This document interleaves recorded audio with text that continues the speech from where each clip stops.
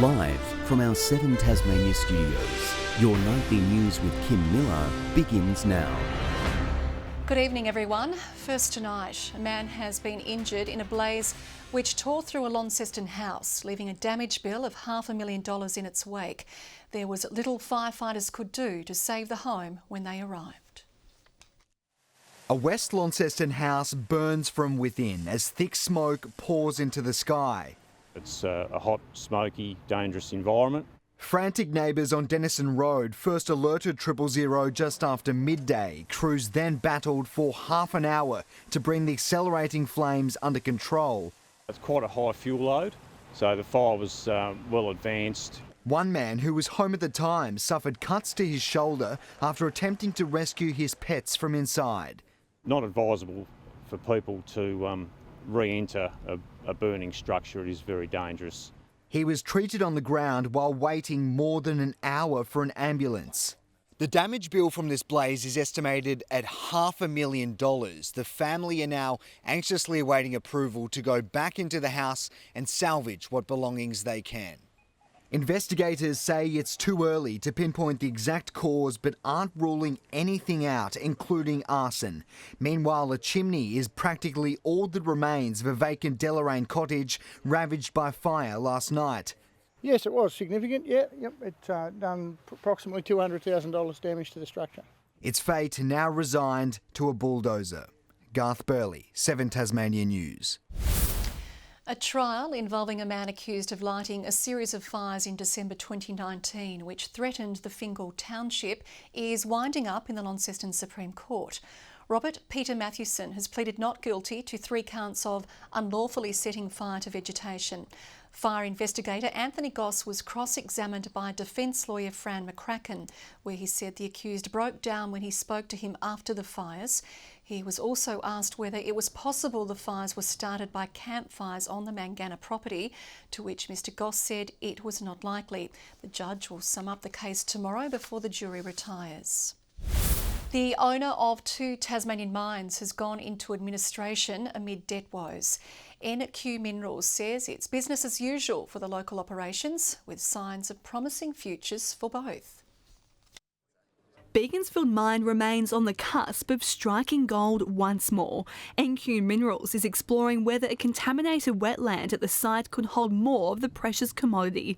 But while the UK-based parent company sits on that prospect, it faces a bigger challenge: financial hurdles.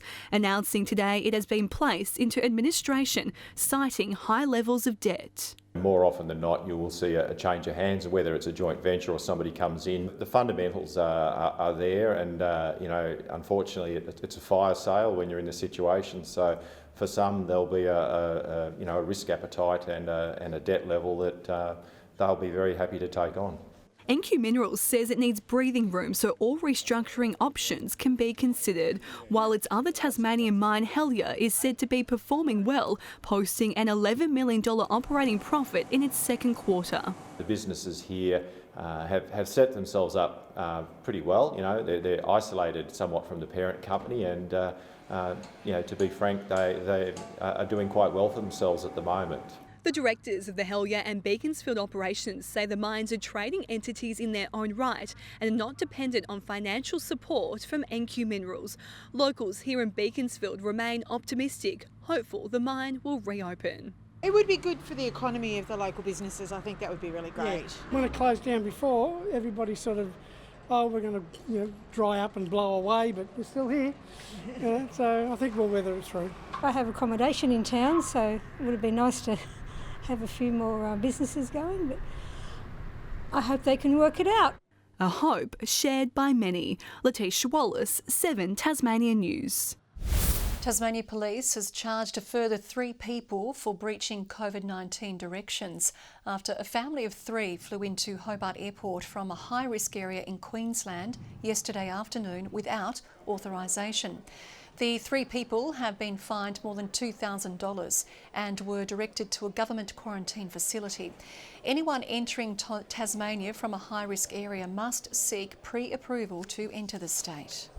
There are calls for the government to take swift action on climate change. The Tasmanian Greens say the Premier needs to prioritise protecting the state's forests and working with industry to bring emissions down. We'd like the state government to show the urgency on this issue that it demands. They've dragged their heels on real review of the Climate Change State Action Act. The government is expected to release the state's next climate change action plan later this year. The state government says work on the duplication of a stretch of the East Derwent Highway will be completed by the end of next year. Inspecting the site between Gilston Bay and Risdon Vale, the Infrastructure Minister says the work will help ease congestion and is providing a boost to local jobs. This means that when completed at the end of next year, commuters in this community and around southern Tasmania will have 4-lane highway, East Derwent Highway, right through to Risdon Vale. This job for us has driven 3 new trainees. We also have 5 to 6 new full-time employees that just through this job that we have employed. The $15 million project is part of the state government's COVID economic stimulus program. Hundreds of seats have already been snapped up on Virgin's new Launceston to Adelaide route, 24 hours after the service was announced. The number of people browsing flights between the two cities has also skyrocketed, making some in the industry optimistic other destinations will open up as well. Hannah McCarthy-Oliver was so excited about the new direct flight to Adelaide, she messaged the airport to say a long-awaited thank you. I couldn't even breathe. This is something I've been waiting for such a long time. Having moved to Tasmania just as the pandemic kicked off, it means she can finally see family and friends again without having to go through COVID-hit Melbourne. I've already had about 20 people text me and say, "We're coming," and it's like, oh my God, okay, better make up a spare bed.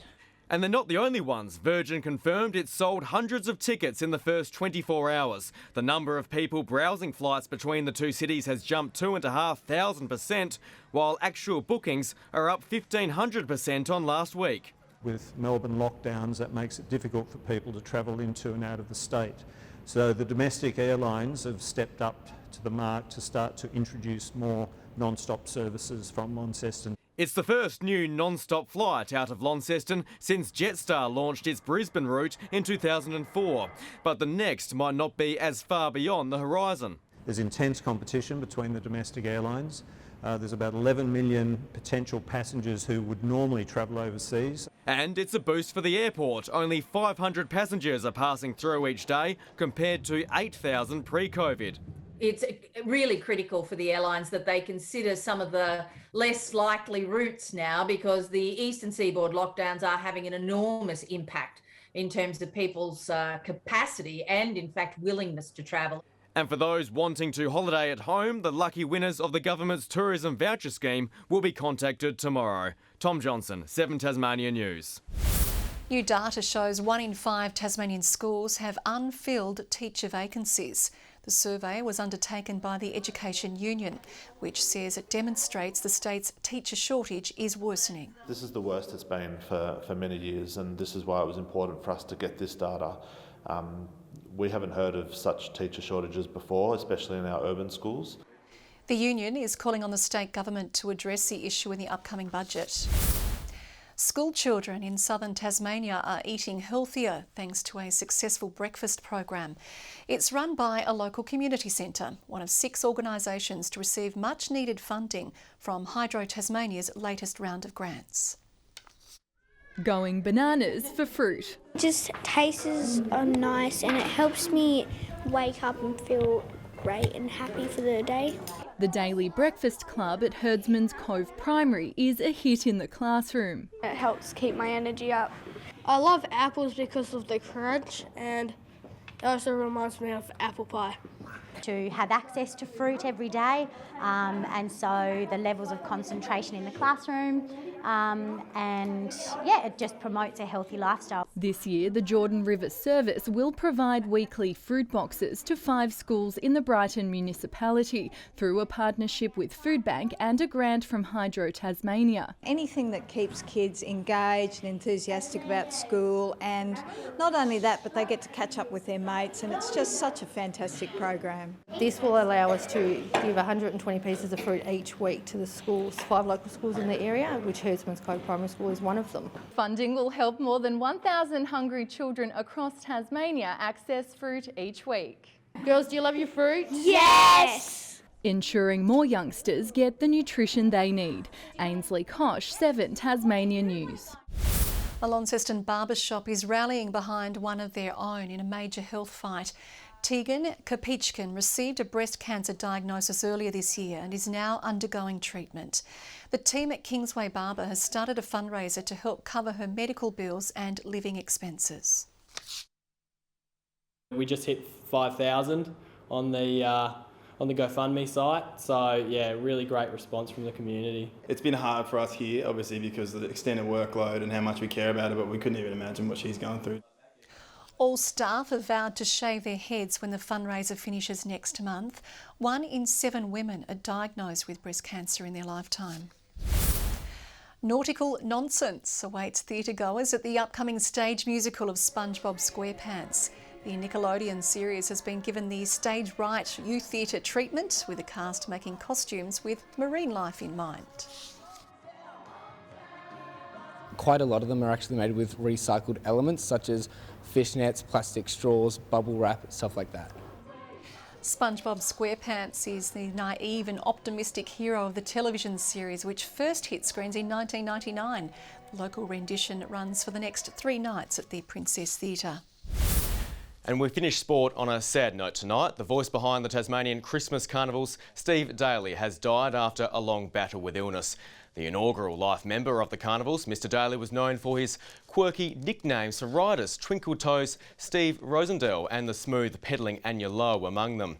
His commentary career began in 1978 at the Devonport Carnival and continued right up until recent years. Certainly a legend of the carnivals and someone we'll certainly miss, that's for sure, Kim. OK, thank you very much, Tom. Good evening. Hobart's 20, the warmest today, 5 degrees warmer than the northern centres and 7 degrees up on the August average. Most temperatures sat between 3 and 6 above average. Friendly Beaches, Bushy Park and Strawn 19, Grove 18, St Helens and the Islands 16 degrees. Partly cloudy skies over the state with a large mass of cloud approaching Tasmania from the west. Now that is the cold front. It's poised, ready to pick us off during the day. The next high develops over central Western Australia, a trough over central Australia as well. North to northwesterly winds at 25 to 35 knots, shifting west-northwesterly during the day. Slight swells along the east coast, but to 4.5 metres in western and southern waters. A severe weather warning for those winds that may prove damaging over the west, south and east of Tasmania. A gale warning for all Tasmanian coastal waters, a strong wind warning for the inland lakes. We also have a minor flood warning for the Macquarie and North Esk rivers, a flood watch for the Huon, the Derwent and remaining catchments in the north and east. Hobart, tomorrow, 15 rain with the wind easing. Rain for Geefston, 14 the high and 13 for Bothwell, bit of wet weather. Launceston, a high of 13, possible heavy falls of rain, windy for Devonport, rainy and 14, 12 the high for Cressy. Burnie tomorrow expecting 14 degrees, a rainy, windy day. Strawn, heavy falls, 14 the top and 15 for Curry on King Island. And for St Helens, 14 with rain, very windy for Swansea and 15 the high for Orford. On Thursday, showers and possible hail over the west, far south and Bass Strait Island, snow to 800 metres. A windy day on Friday as showers extend statewide during the afternoon, snow lowering to 500 metres. Partly cloudy on Saturday, a shower over the west and King Island. Showers in Perth tomorrow, rain easing from Adelaide but developing over Melbourne, sunny and 25 in Sydney. A morning shower in Brisbane, 22 in Darwin. Well, that's the overnight low as they head for 33 as their top tomorrow. And around the state at the moment, partly cloudy conditions. Kim, I'm getting worried about tonight's census. I filled my form out about a week ago when I didn't realise there was a $2,000 fine for lying. I incorrectly inflated my income because I was embarrassed about people knowing what I actually earned. Should be okay, shouldn't I? Oh, spare me, bring out the violins. You earn more than I do. And that wraps up tonight's local news. Thanks for your company tonight. Good night.